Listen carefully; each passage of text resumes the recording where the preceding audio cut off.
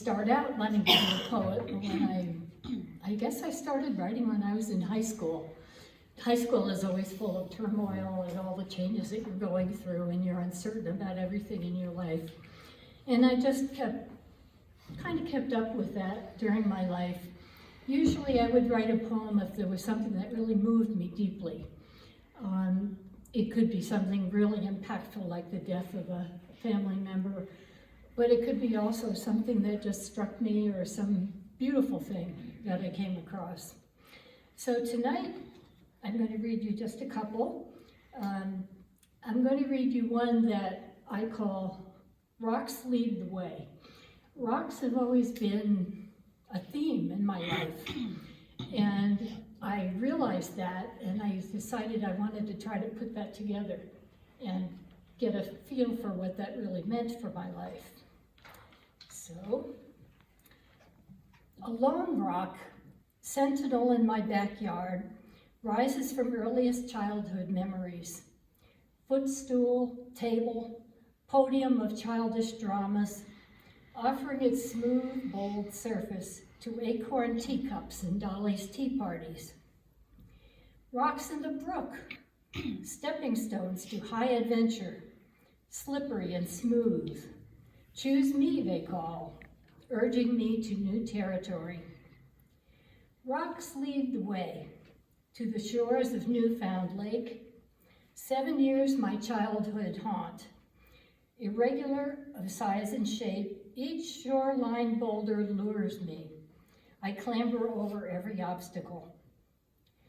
My father, inveterate searcher of stones, cutting, polishing, releasing the inner essence. I watch with amazement and delight, touch and feel the transformation. Adulthood comes, and still I seek out rocks. Rock canyons, reverberating with history's footprints. Lake-polished pebbles, worn smooth and soothing to the touch. Suggestive shapes that rise and loom up high or in the distance. Petrified wood, essence trapped in glowing colors. A boulder chosen for its exposed secret designs, there for the viewing and the unexpected surprise. And now, the enormous rock enclosed within my dwelling, rooted to its aged origins, its presence the center of my home, of my foundation. Rocks, like people, invite that second glance. Behind the surface, full of texture, hard or soft, warm or cold, rough or polished, colorful or plain, there lies an inner core. Solid, stolid, aged, enduring, or then again, perhaps a rainbow gem.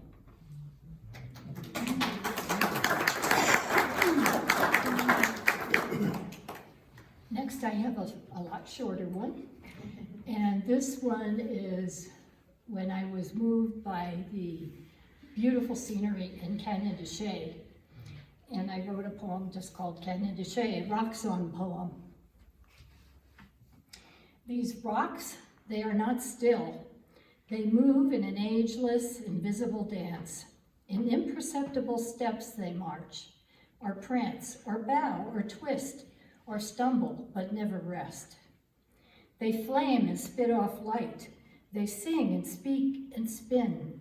At times, they cry dark, bitter tears that weep their tortured trails down to the canyon floor. Even now, they form a rippling canvas for ancient artists who joined their gifts to the timeless, ageless dance.